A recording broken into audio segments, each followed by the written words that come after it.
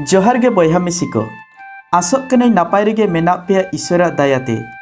तेहेኛ कथा मुचाद धाबी आंजम पे जरूर मित भागे शिखना पे नाम किया खटी के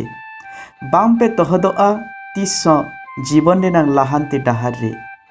अड़ी दिन लाहारिनांग कथा मित सादम न्यूरिनाय मलिका ओला सुर ढोड़ा रे ढोड़ा खन राकाब ए लगित अड़ी तेडे कुरुमुटु केदा सादम मलिक मेनखान बांगे राकाब दाड़े आदेया खान मने मने ते हुदिसानाय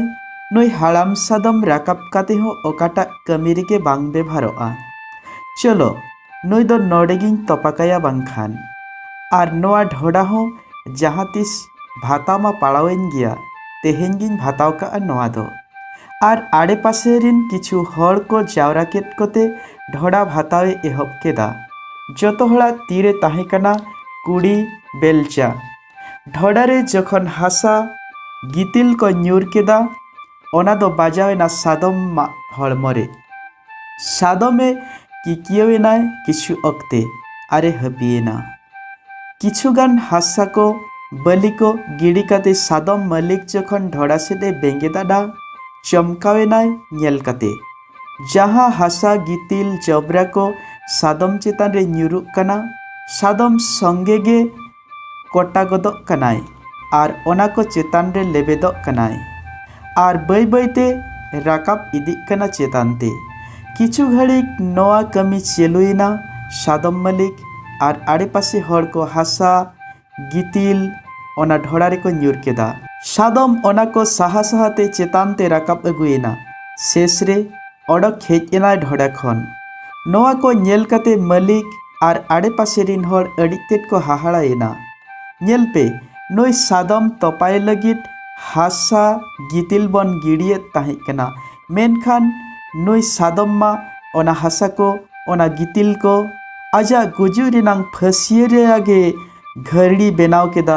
आर बाहरेते ओडक हेजना आपनारा जीवने बांचाव केदा दुलड़िए बयहा मिसी आर गाते को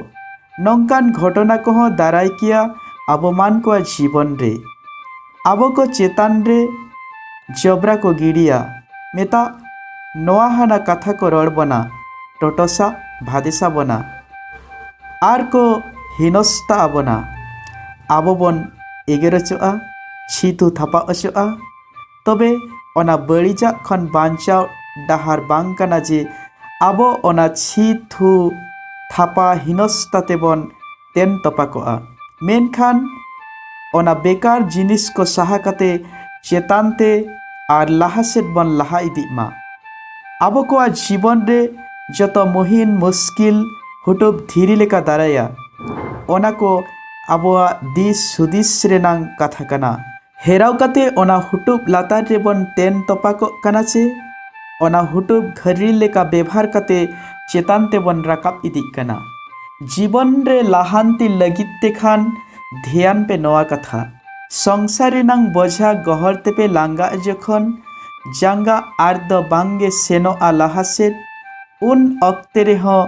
आरस पे चट सेट बेंगेट आते मेनखान पतियो आर भरसा सावते आपे जुदी पतियो साला ईश्वर ठेन पे कोया आपे बिनती अवरी मुचेदो रेगे तेलारुअर पे नाम किया खटिगे मा तबे इन लगित जतो मानवा को भलाई लगित सुलुक लगित आबोआ दिसम लगित आर जंग रे ताहेन पे आर कथा पे बसुता खान आपेरिन गाते पेड़ा को तुलुज बाखरा ले गाय पे आयमा सारहाव जतो कोगे।